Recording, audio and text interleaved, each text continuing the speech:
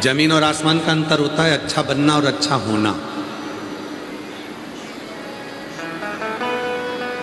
हो सकता है हमारी बात का आप लोगों को थोड़ा सा बुरा लग जाए, पर सही कहे ना,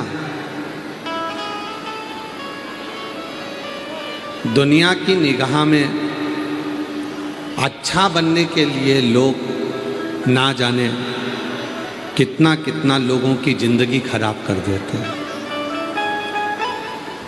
अच्छा बनना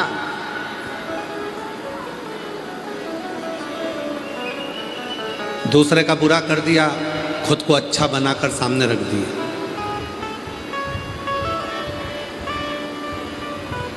दूसरे के लिए बुराई कर दी, खुद ने अपना अच्छा बनकर सामने आ गया। दूसरे के लिए गलत बोल दिया, खुद सामने अच्छे बनकर आ गए। अच्छा बनना और अच्छा होना, इन दोनों में बहुत अंतर, बहुत अंतर। आज पूरी दुनिया अच्छे बनने का नाटक कर रही है। हम अच्छे हैं, बाकी के सब बुरे। मैं अच्छी हूँ, मेरी देवरानी बुरी है। मैं अच्छी हूँ, मेरी जेठानी बुरी है। मैं अच्छी हूँ, मेरी सास बुरी है। मैं अच्छी हूँ, मेरी बहू बुरी है। मैं अच्छा हूँ, मेरा बेटा बुरा है। मैं अच्छा हूँ, मेरा पिता बुरा है। मैं अच्छा हूँ, मेरा रिश्तेदार बुरे हैं। रिश्तेदार कहते हैं मेरे रिश्तेदार बुरे। हम अपने आप को अच्छा दिखाना चाहते हैं, अच्छा बनने का नाटक करना चाहते हैं, और उसके लिए हम ना जाने कितने कितने लोगों का दिल दुखा देते हैं। कितने लोग, फिर भी हम जिंदगी में अच्छे नहीं बन पाते। एक है अच्छा बनना और दूसरा है अच्छा होना। अच्छे बनने के लिए तुम्हें करोड़ों रुपए खर्च करना पड़ते हैं। अच्छा बनने के लिए तुम्हें बहुत दिखावा करना पड़ता है। अच्छा बनने के लिए तुम्हें ना जाने कितने कितनों के दिल दुखाना पड़ते हैं। अच्छा बनने के लिए ना जाने कितनों की टांग खींचकर तुम्हें नीचे पटकना पड़ता है, तब तुम दुनिया के सामने अच्छे बन पाते हो। पर अच्छा होना, इसमें कुछ खर्च नहीं होता। अपने आप को आपने सुधार लिया तो सब आपको अच्छे नजर आना प्रारंभ हो जाते हैं। सब आपको श्रेष्ठ दिखने लगते हैं, सब अच्छे नजर आने लगते हैं। अच्छे बनना कठिन है, पर अच्छे होना सरल। अच्छे होना सरल। आज व्यक्ति कर क्या रहा है? अच्छे बनने का नाटक कर रहा है। एक की बुराई करता है, उसको नीचे गिराता है। दूसरे की बुराई करता है, उसको नीचे गिराता है। तीसरे की बुराई करता है, उसको नीचे गिराता है। चौथे की बुराई करता है, उसको नीचे गिराता है। सब की बुराई कर कर खुद सामने ऐसा प्रस्तुत होता है कि मैं सबसे अच्छा, मेरे बराबर कोई नहीं हो सकता। जो मैं कर रहा हूं मेरे बराबर कोई नहीं कर सकता। कितनों को नीचे गिराया, कितनों को नीचे पटक दिया, कितनों के लिए गलत बोल दिया, कितनों के लिए तुमने अपशब्द कहा, केवल अच्छे बनने के लिए कि मैं अच्छा हूं, ये दिखाना है।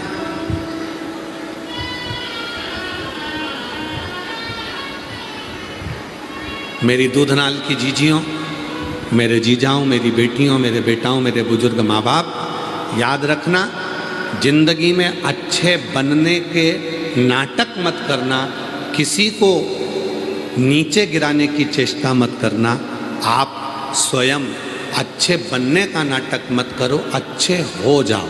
और जब तुम अच्छा होना प्रारंभ कर दोगे तो दुनिया सब अच्छी नजर आने लगेगी, तुमको कोई बुरा नहीं, कोई तुमको बुरा नजर नहीं आएगा। लोग गाली देंगे, आपको अच्छा लगेगा क्योंकि आप अच्छे हो।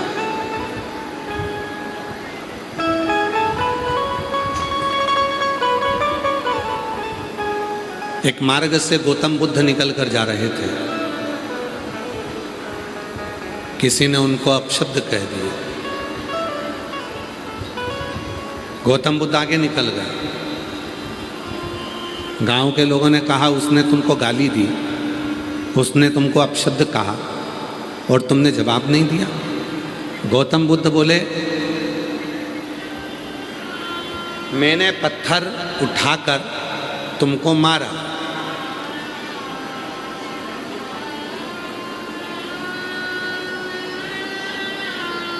तुम निकल गए, पत्थर लगा ही नहीं। जब पत्थर मार रहा था तुम सामने खड़े रहते,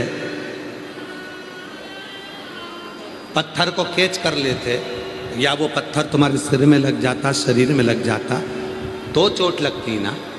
पर पत्थर मार रहा हूं और तुम निकल कर चले जा रहे हो, तुम्हें ना पत्थर तुमने कैच करा, ना पत्थर को तुमने पकड़ा, ना तुम्हारे शरीर में लगा, क्योंकि तुम तो निकल कर चले गए।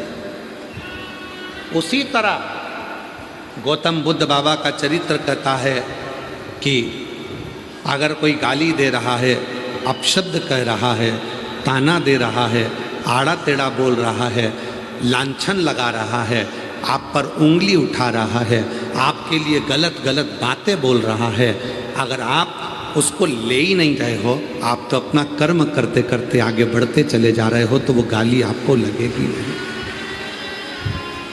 वो अपशब्द आपका कुछ नहीं बिगाड़ सकता। कोई दुनिया का व्यक्ति कितनी भी आप पर इल्ज़ाम लगा दे, कोई दुनिया का व्यक्ति चाहे कितने भी आप पर उंगली उठा दे, चाहे दुनिया का व्यक्ति आपको कुछ भी कह दे, आप अगर उसको ले ही नहीं रहे हो, आप उसको देख ही नहीं रहे हो, आप तो अपना कर्म करने में लगे हो। अपना कर्म करो।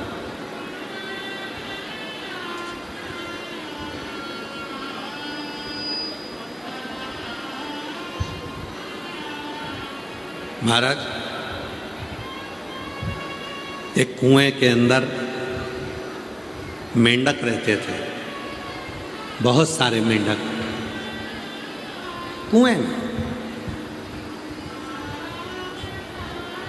मेंढक क्या करते थे? कुएं से निकलने का प्रयास करते थे। दीवार पे चढ़ते, फिर नीचे गिर जाते, फिर चढ़ते, फिर नीचे गिर जाते।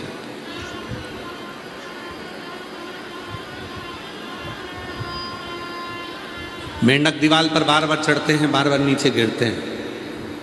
सभी मेंढकों ने विचार कर लिया कि अब अपन ऊपर नहीं चढ़ेंगे, जब बार बार गिरना ही है तो ऊपर क्या चढ़ना। उसी मेंढक में एक मेंढक ऐसा था जो धीरे धीरे धीरे धीरे धीरे धीरे धीरे धीरे दीवार पर पूरा चढ़ गया। नीचे वाले चिल्लाते रहे, गिर जाएगा, उतर जा, गिर जाएगा, उतर जा। मेंढक नीचे नहीं उतरा। क्यों नहीं उतरा?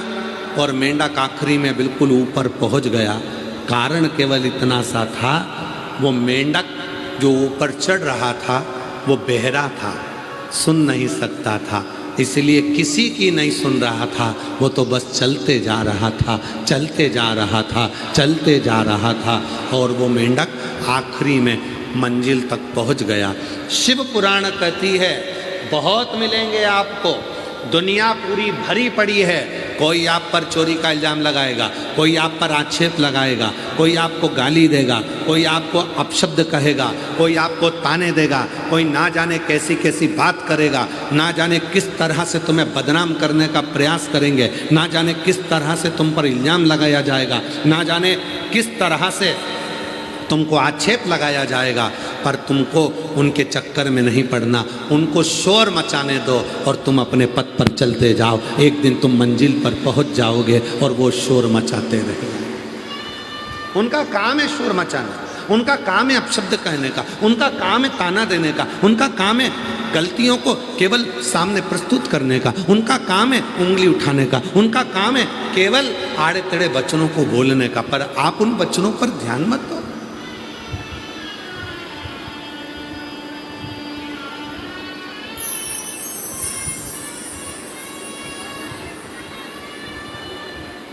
घर में कितने कमरे हैं आपके?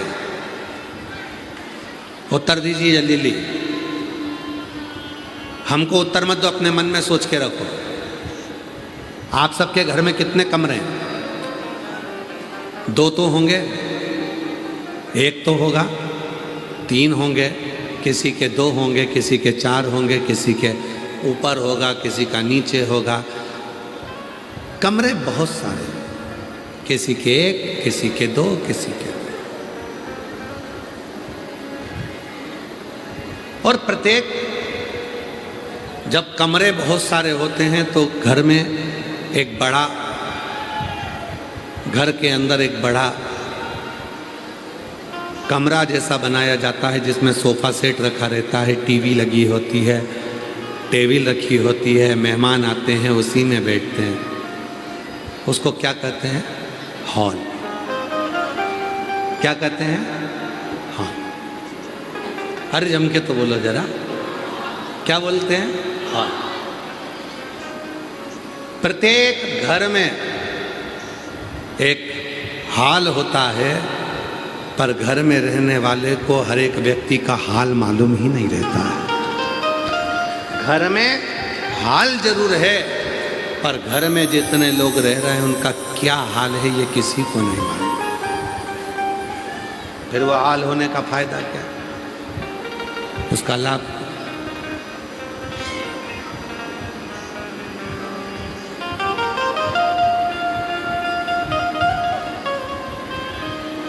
मालूम है आपको? रसोई घर एक होता था, पूरा घर उसी में जाता, भोजन बनाता, भोजन करता। हमको याद है लगभग 20 से 22 वर्ष पहले की एक कथा। भादली महाराज भुसावल, शायद भुसावल के वहीं से जाना होता होगा, भादली महाराष्ट्र का एक गांव है। बात 20-22 साल पहले की बात है। कार्तिक महीने में 20-22 साल पहले हमने वहाँ कथा करी थी।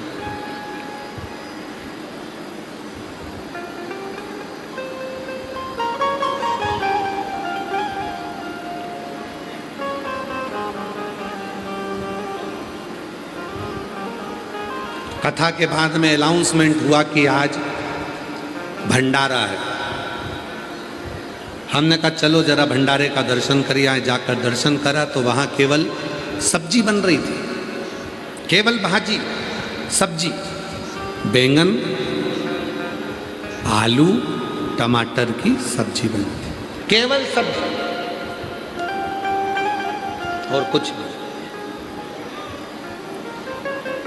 हमने जाकर पूछा भैया तुमने अनाउंस करा है भंडारा है, फिर केवल सब्जी अकेली बनी, रोटी?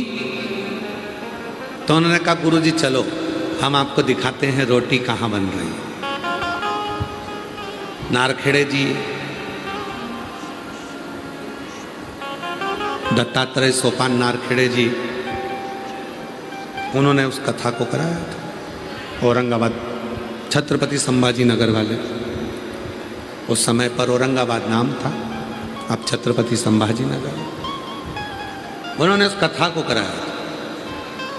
तो दत्तात्रेय सोपान नारखेड़े जी हमको लेकर गए, उनकी धर्मपत्नी भी साथ में चली और हमको दिखाया कि भादली के जितने गांव में घर थे, हर घर के बाहर ईंट रखकर, मिट्टी का चूल्हा बनाकर 3-3, 2-2 माताएं जो उस घर में रहती हैं और जो मेहमान आए थे वो सब मिलकर आटा उसन कर रोटी बना रहे थे।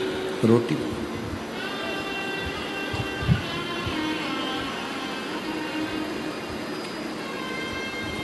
हमने पूछा ये सब क्या कर रहे हैं? सबके दरवाजे के बाहर रोटी बन रही है, सबको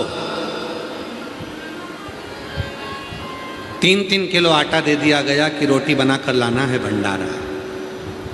सब 3-3 किलो आटा लेकर चले गए, रोटी बना रहे हैं। तो हमने कहा नारखेड़े जी अगर रोटी इनको ही बनाना है तो फिर भंडारे में आकर क्यों खाना है?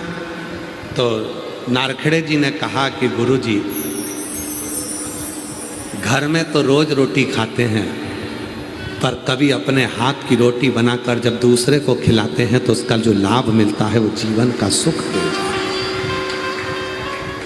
वो जीवन का सुख दे,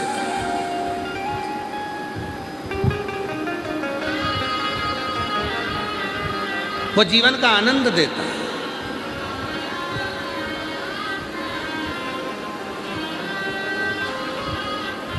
यहाँ क्या करते हैं लोग, हमने देखा दूधनाल गांव के इस कथा के पंडाल में जब भोजन भंडारा चल रहा था, भंडारे में लोग अपने हाथ से सेवा कर रहे थे, अपने हाथ से कुछ बन जाएगा, कुछ कर देंगे तो ना जाने इतने लोगों के मुख में जाएगा तो हमारा कल्याण हो जाएगा, हमारा कल्याण।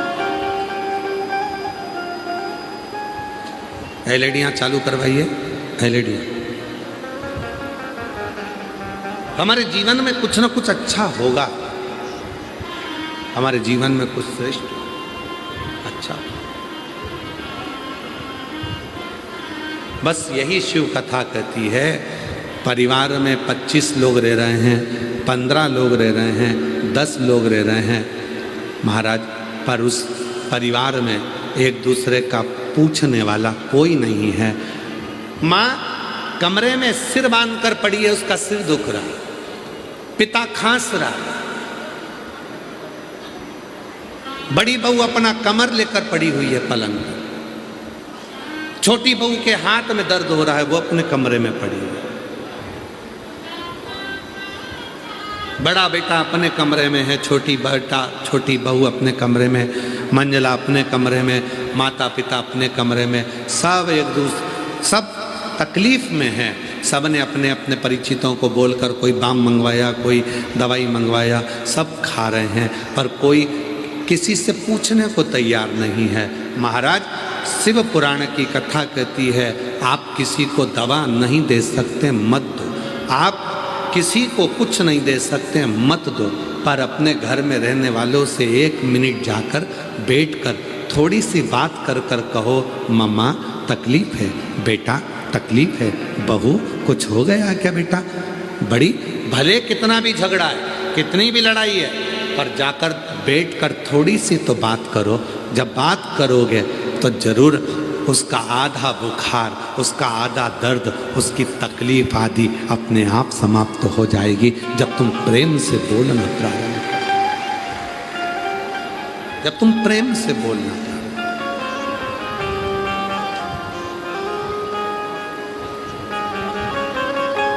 कोई प्रेम से बोलने वाला नहीं। मत बनो अच्छे, अच्छे बनने का नाटक मत करो, अच्छे हो जाओ। नाटक नहीं करना हमें अच्छा बनने का, अच्छे बनने का नाटक करेंगे तो दूसरे को नीचे गिराना पड़ेगा, मैं अच्छा हूं बाकी सब बेकार है।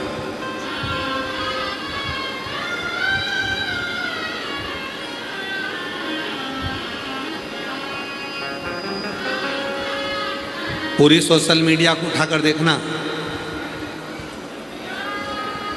किसी कथाकार की, किसी महाराज की जितनी बुराई नहीं होती होगी, उससे 4 गुना ज़्यादा बुराई सियोर वाले बाबा की होती है। पूरी सोशल मीडिया उठाकर देखिए,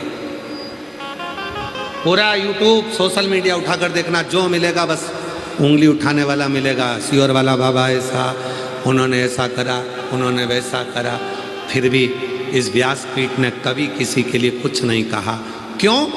क्योंकि आप अच्छे तो जगत अच्छा है, परमात्मा ने उनको जैसा जन्म दिया है वो वैसा ही करो। आप अच्छा कर्म करते चलो।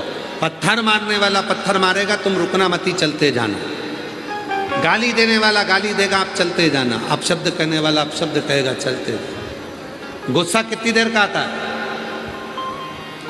आप में से कोई ऐसा व्यक्ति बता दो जिसके चेहरे पर 24 घंटे गुस्सा रहता हो। कोई व्यक्ति ऐसा पैदा नहीं हुआ संसार में कि उसके मुख पर 24 घंटे गुस्सा रहे। गुस्सा आएगा, ठंडा होगा। दूध में उफान आएगा, ठंडा होगा। फिर उफान आएगा, फिर ठंडा होगा। फिर उफान आएगा, फिर ठंडा होगा। क्रोध, एक जैसा क्रोध किसी के शरीर पर नहीं रहता महाराज, बाद में वो ठंडा होता है। गुस्सा कितनी देर का आता है? 5 मिनट का, 10 मिनट का। 10 मिनट के गुस्से में तुम अंदर गए, तलवार लाए, सिर काट दिया। अंदर गए, डंडा लाए, सिर में मार दिया। अंदर गए, 10 मिनट के गुस्से में आकर तुमने किसी को कुछ चक्कू मार दिया, तलवार मार दिया। अब वो 10 मिनट लगे चक्कू मारने में, और वो व्यक्ति चला और गया, और उसके बाद में 10 साल तक माथे में, दिमाग में वो केस लड़ता रहा। क्रोध 10 मिनट का आया था। 10 मिनट में तुमने 1 महीने तक अपने घर में तुम सास से अच्छी बात करते हो, घर में बहुत सेवा करते हो। जितनी मेरी जीजियाँ बैठी हैं, जितनी मेरी बेटियाँ बैठी हैं, और जितनी मेरी बुजुर्ग माताएं बैठी हैं, घर में 1 महीना तुम बहुत अच्छे रहते हो। 1 महीने के अंदर फिर ना जाने ऐसा क्या हो जाता है कि तुम काम तो करती हो, हाथ पैर भी हिलाती हो, तो भोजन भी बनाती हो, कपड़े भी धोती हो, तुम सब काम करती हो, पर 1 महीने में ना जाने तुम्हारी जीवान को ना जाने क्या हो जाता है कि सब करे धरे पर 1 मिनट में पानी फिर जाता है। किसी से पूछो तुम्हारी बहू कैसी है, तो क्या गुरुजी बहुत बढ़िया है। तुम्हारी सास कैसी है, गुरुजी मेरी सास जैसी दुनिया में सास नहीं होगी। फिर दिक्कत क्या है, सास तो अच्छी है पर उसकी जीवान खराब है। बस बहू अच्छी है और जीवान गड़बड़ है। जिसने भी बोला वो काम करती है, बच्चों को संभालती है, रोटी बनाती है, टिफिन बनाती है, हमको डॉक्टर के ले जाती है, हॉस्पिटल ले जाती है, गाड़ी चला लेती है, मेरी बहू पढ़ी लिखी है, मेरी बहू काम कर लेती है, सब करती है बहू। पेंटिंग करे, रंगोली डाले, सिलाई करे, कढ़ाई करे, सब करे, पर बस एक ही काम बुरा है, सब काम अच्छा है, बस उसकी जीवान बुरी है। 1 महीने 2 महीने में ऐसा बोल जाती है कि 2 महीने का करा धरा पे पानी फिर जाता है। जब जीवान इतनी तकलीफ दे रही है तो एक काम करो ना, इस जीवान को थोड़ा सा कंट्रोल करना प्रारंभ करो। सबको अगर कुछ चिड़चिड़ाहट आ भी जाए, गुस्सा आ भी जाए, कितना भी क्रोध आ भी जाए, तो भी अपने कमरे में चले जाओ, चुप होकर भगवान का भजन कर कर सीहोर वाले बाबा को गाली देना प्रारंभ कर दो, अपशब्द कहना प्रारंभ कर दो, ताने देना प्रारंभ कर दो। किसी को मत दो, तुम तो सीहोर वाले बाबा को दो।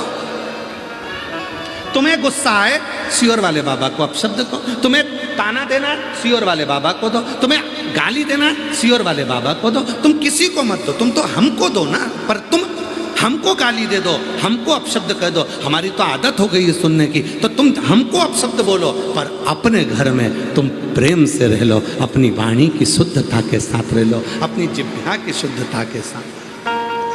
आप हमको दे दो, हम ले लेंगे, कोई बात नहीं, इतना लेते हैं और तुम्हारा भी ले लेंगे। बोलो, अपशब्द बोलना, ताने देना तुम। पर मेरी जीजियों से निवेदन है, गुस्सा आए सीहोर वाले बाबा को गाली देना, पर अपनी सास को नहीं। सासों से निवेदन है, तुम्हें गुस्सा आए तुम सीहोर वाले बाबा को अपशब्द कहना, पर अपनी बहू को नहीं। तुम आपस में प्रेम से रहना। सीहोर वाला बाबा बस यही चाहता है, सबके अंदर प्रेम हो, सबके अंदर करुणा हो, सबके अंदर वात्सल्यता हो। तुम हमारी बहन हो। शायद दुनिया में एक ही कथाकार होगा जो रिश्ते के साथ कथा करता है, और वो सीहोर वाला बाबा। आप हमारी जीजी, आप हमारे जीजा, आप हमारी बेटी बेटा, हमारे बुजुर्ग माँ बाप, ये संबंध है आपका और हमारा। और कोई भाई अपनी बहन को दुखी नहीं देख सकता, कोई भाई अपने माता को, अपनी बेटी को दुखी नहीं देख सकता। इसलिए खुश रहो, प्रसन्न रहो।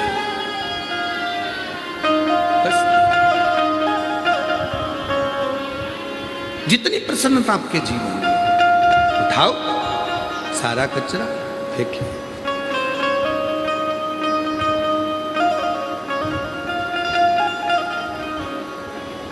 धाराशिव जिले के रहने वाले हो, उमरगा तहसील गांव का तो नहीं मालूम हमको, दूध नाल का, कि यहाँ कचरे की गाड़ी आती कि नहीं आती हमको नहीं मालूम, पर उमरगा में तो आती होगी।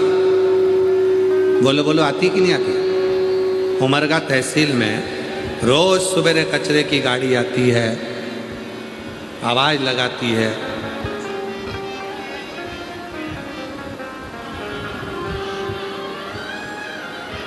खूब आवाज लगाती है कि कचरा डाल दो, खूब आवाज लगाती है। रोज कचरे की गाड़ी को देखकर खुश हुआ करो। हमारे दरवाजे पर रोज कचरे की गाड़ी आती है, रोज आवाज लगाती है कि कचरा डाल दो। वो एक ही बात कहती है कि अपने भीतर का जो कचरा है वो सुबेरे सुबेरे मेरी गाड़ी में डाल दो। दिन भर अच्छे से रहना, बदबू मत मारना, अच्छे से अपने घर को रखना, सुखी रहना। रोज कचरे की गाड़ी आती है, रोज आवाज लगाती है, रोज कहती है, रोज कहती है।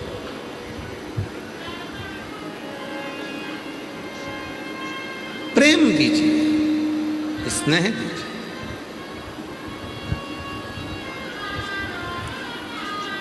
हम हमारे बाबा से रोज कहते हैं, बाबा उन बेटियों की कभी परीक्षा मत लेना।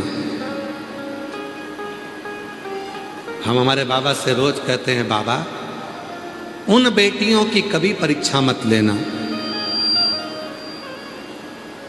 जिनके गले लगने वाला कोई नहीं हो। बाबा जो तुम पर भरोसा करते हैं, तेरे आश्रित होकर जीते हैं, बाबा उनकी ज़्यादा परीक्षा मत लेना। जो तेरे मंदिर में आकर एक लोटा जल चढ़ाता है, उसके अंदर मन में कुछ तो दुख होगा, तभी तो तेरे दरवाजे पर आया है। उसकी परीक्षा ज़्यादा मत लेना, उसकी परीक्षा ज़्यादा मत लेना। जब वो जल चढ़ाने आए, हम जानते हैं किसी किसी की फाइल बड़ी मोटी होती है, काम नहीं सलटता, पर जब वो जल चढ़ाने आए तो उसके दुख को मिटाना होता है, उसके दुख।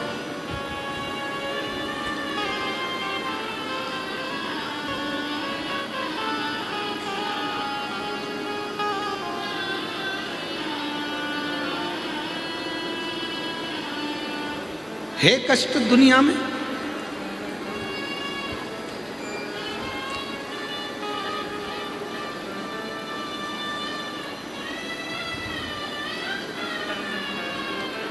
एक पिता ने अपने बेटे से कहा कि तू नीट की तैयारी कर, डॉक्टर बनेगा, क्लियर हो जाएगा तेरा एग्जाम, पढ़ाई कर। बेटा पढ़ाई कर रहा है और उसका नीट क्लियर नहीं होता।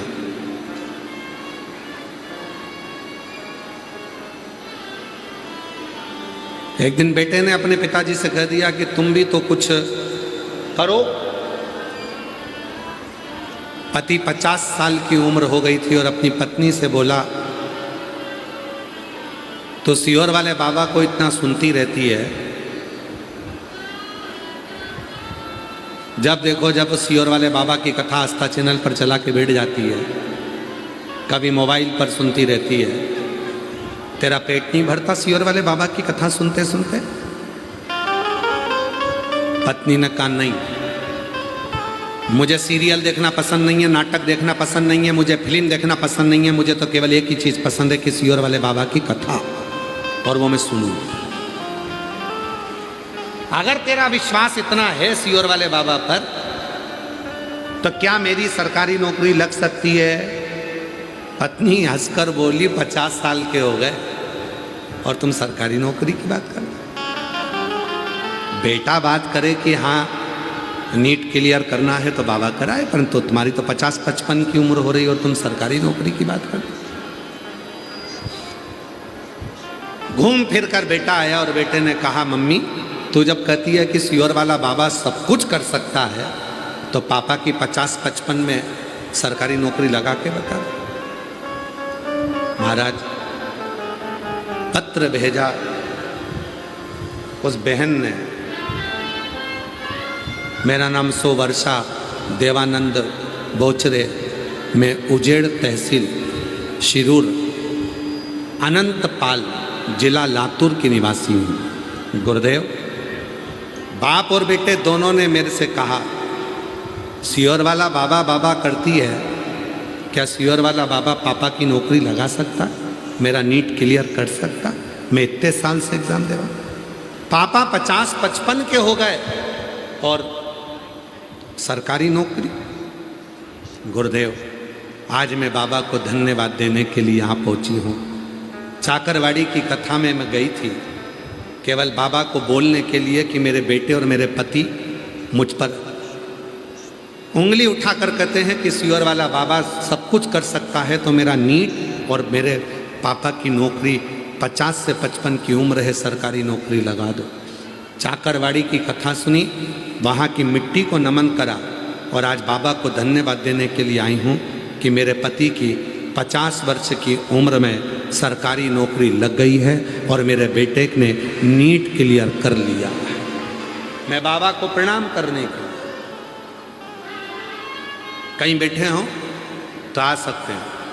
मेरा नाम सुवर्षा देवानंद बोचरे, मैं उजेड़ तहसील शिरूर अनंतपाल जिला लातूर की निवासी हूँ। गुरुदेव, आज मेरा बेटा BA-MS शिव की कृपा से कर रहा है और मेरा दूसरा बेटा B फार्मेसी कर रहा है और मेरा तीसरा बेटा इंजीनियरिंग हो गया। और आज मेरे पति की भी आप पत्र में देखेंगे, मैं कुछ भी कर नहीं सकती, लेकिन बाबा की ऐसी कृपा हुई कि 50 वर्ष में पति की सरकारी नौकरी लग गई। ये शिव की कृपा नहीं तोड़ किया, करुणा नहीं तोड़ किया,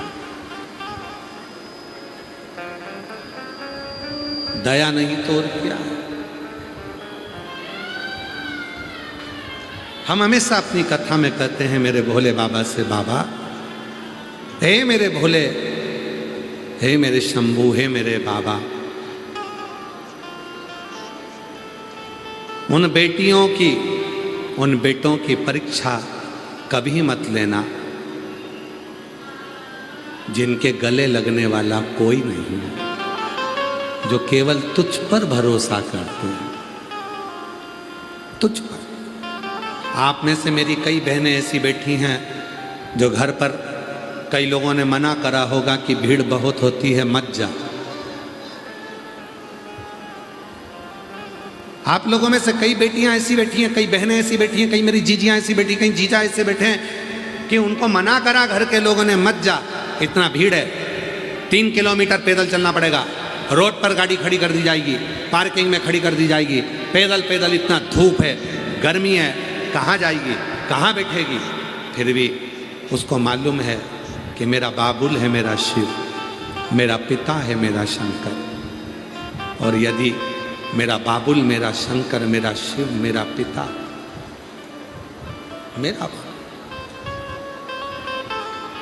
मेरा शंकर, मेरा बाबुल, मेरा पिता, मेरा शिव, मेरा शिव, उसके सिवा कोई नहीं, तो वो मुझे संभाल लेगा। देव परीक्षा मेरे शिव मना नहीं, खूब खूब परीक्षा, पर है मेरे भोलेनाथ, उसकी परीक्षा मत लेना जो तुम पर बहुत भरोसा करता है। उसकी हिम्मत ना टूट जाए, उसकी हिम्मत ना टूटे।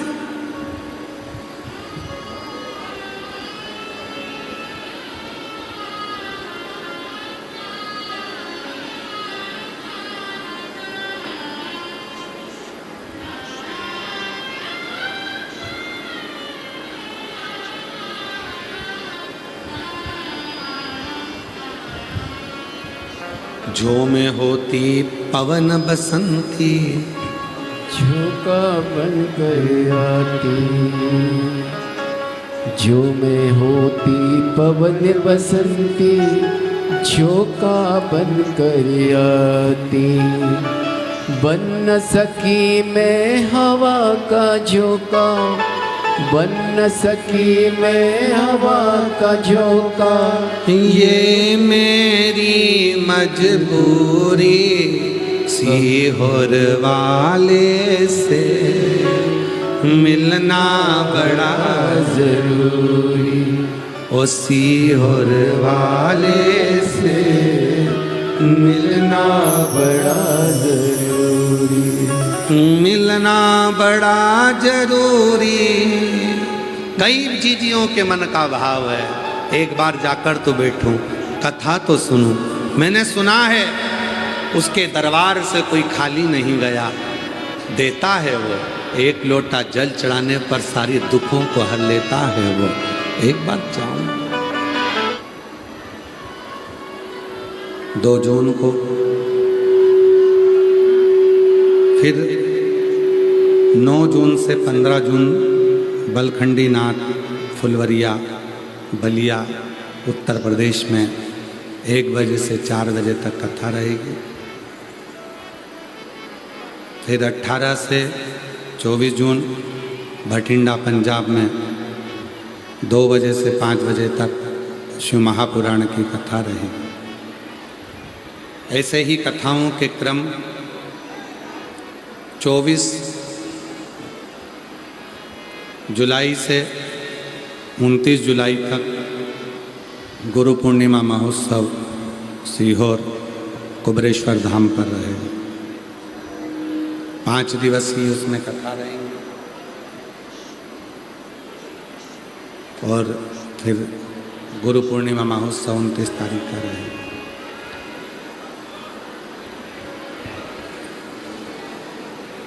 बाबा को अपने मन का भाव कहिए, हृदय से प्रार्थना करिए, निवेदन करिए, विनय करिए। जहाँ जगह मिले वहाँ बैठकर बोलिए।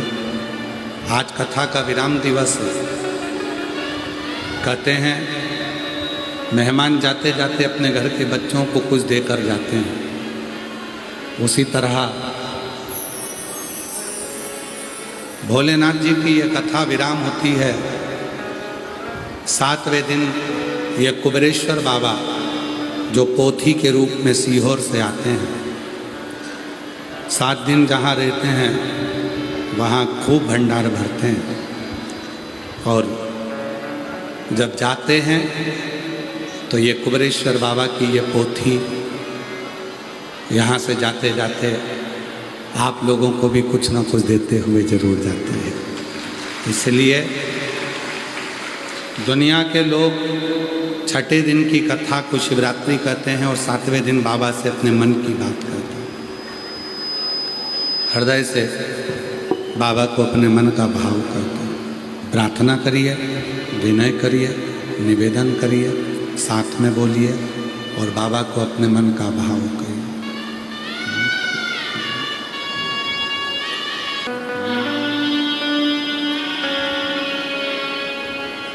श्री शिवाय नमस्तु। श्री शिवाय नमस्तु। श्री शिवाय नमस्तु। श्री शिवाय नमस्तु। श्री शिवाय नमस्तु। भोला सब दुख काटो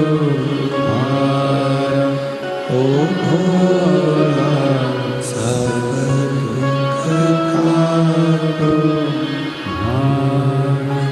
शिव शंकर जपो तेरी माला, भोले बाबा जपो तेरी माला। भोला सब दुख काटो ओ भोला सब दुख काटो। वेश मंगलकारी,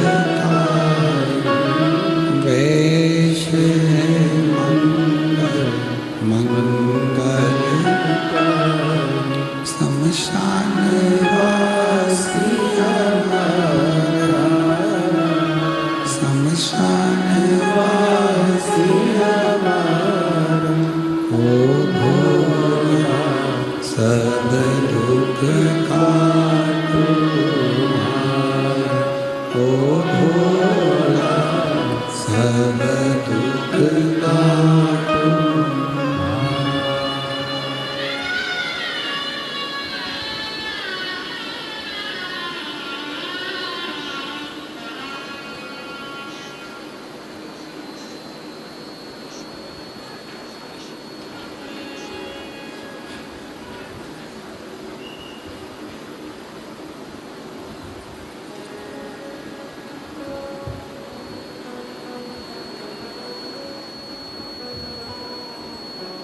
बाबा देवरिदेव महादेव भगवान शिव गोवर्धन त्रिकालदर्शी कैलाशी विनाशी भगवान शंकर की पवित्र कथा कर रहे हैं। शिव महापुराण की कथा वर्णन कर रही है। शिव तत्व कर रहा। कुछ देर का क्रोध आता है, कई सालों की सजा करा जाता है।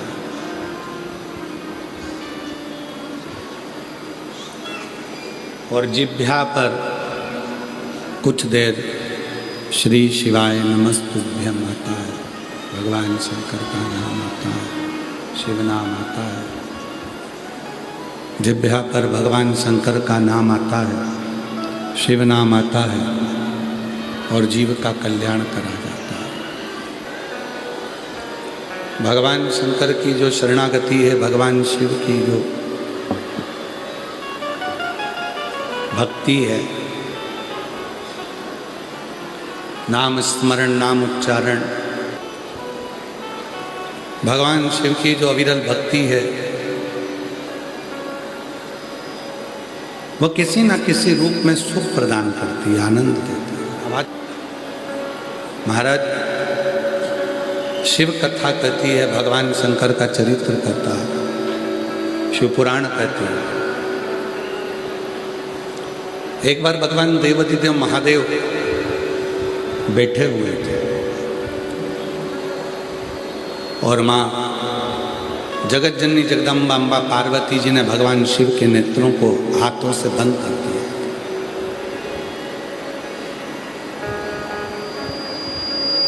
कितना अंतर आता है नयन के अश्रु का। शिव जी के नयन से एक अश्रु गिरे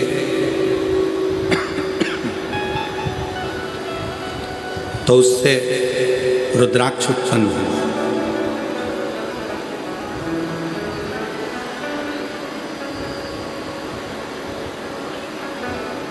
और शिवजी के एक नयन अश्रु से अंध का सुर पैदा हुआ। दोनों में बहुत अंतर है। वो अंध का सुर वो भी शंकर भगवान के नयन अश्रु से उत्पन्न हुआ है और वो रुद्राक्ष भी शिव के नयन अश्रु से प्रकट हुआ है।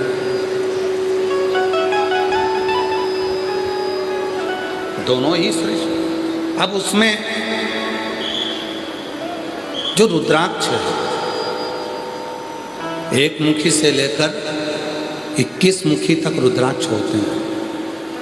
शिव महापुराण की कथा में एक मुखी से लेकर 14 मुखी रुद्राक्षों का वर्णन है और स्कंद पुराण में एक मुखी से लेकर 21 मुखी तक रुद्राक्ष का वर्णन।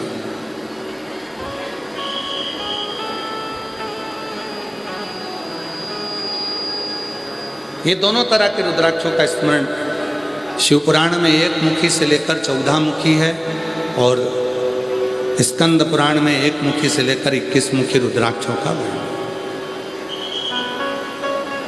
कैसा होता है रुद्राक्ष का पेड़, रुद्राक्ष का पौधा, रुद्राक्ष का वृक्ष?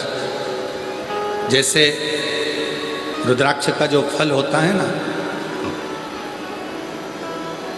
जैसे बेर होता है, बेर खाते हो आप लोग? बोर खाते हो? जैसे बेर होता है, ऐसे ही कच्चा जो बेर होता है, उस कच्चे बेर की तरह ही गोल रुद्राक्ष का फल होता है। जब वो अंदर पूरा पक जाता है, तब फिर उसको तोड़कर पानी में उसको गलाकर उसको धोया जाता है। तो जैसे बेर के ऊपर बेर होता है खाने का, फिर अंदर गुठली होती है, उसी तरह ऊपर का जो खोल होता है उसको पानी से खूब धोते हैं, खूब धोते हैं, तब वो ऊपर की खोल निकल जाती है और अंदर अंदर का फल जो रह जाता है वही रुद्राक्ष कहलाता है। वही रुद्राक्ष।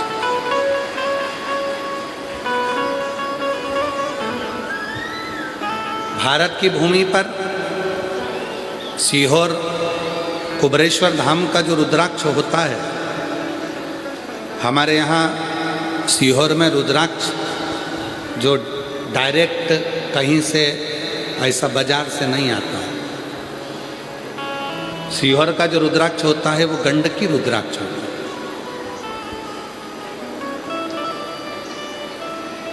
पेड़ों पे लगे हुए रुद्राक्ष पक्षियों के कारण या हवा के चलने से जो गिर जाते हैं और पानी में बहकर गंडकी में चले जाते हैं।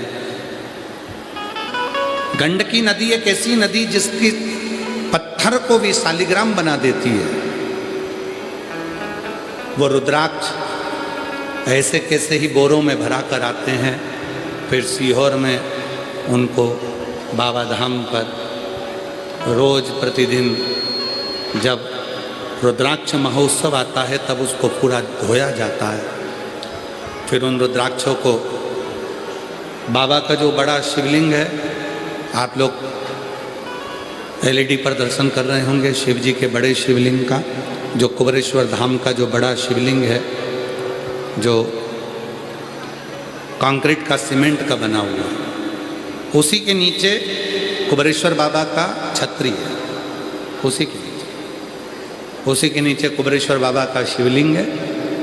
उसी शिवलिंग पर पूरा की पूरा रुद्राक्ष समर्पित किया जाता है। बाहर रुद्राक्ष का एक अलग शिवलिंग बना दिया जाता है जिसका सब भक्त दर्शन करते हैं, और भीतर बाबा का आप देखें एलईडी में आपको जो दिख रहा है, जैसे ये गेट दिखता है नीचे से अंदर जाने का, उसी तरह भीतर एक छतरी है और छतरी में एक शिवलिंग है। उसी शिवलिंग पर संपूर्ण रुद्राक्ष समर्पित है। सीहोर का जो रुद्राक्ष है वो बाजार में कभी नहीं बिकता। आप कितनी भी मार्केट में से रुद्राक्ष ले लो, सीहोर का रुद्राक्ष नहीं मिलेगा कुबेरेश्वर धाम। ना ही कोरियर करा जाता है, ना ही बेचा जाता है, ना ही भेजा जाता है।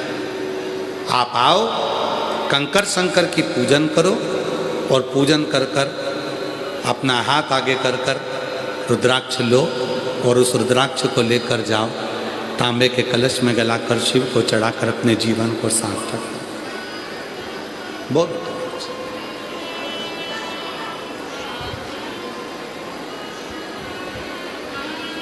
संपूर्ण सुख देने वाला।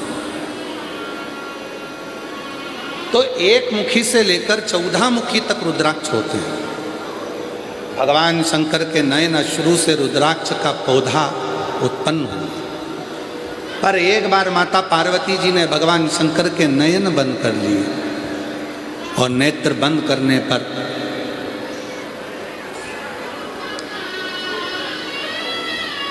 आप लोगों ने खूब सुंदर लिखा है, अभी ना जाओ छोड़कर, कि दिल अभी भरा नहीं। हम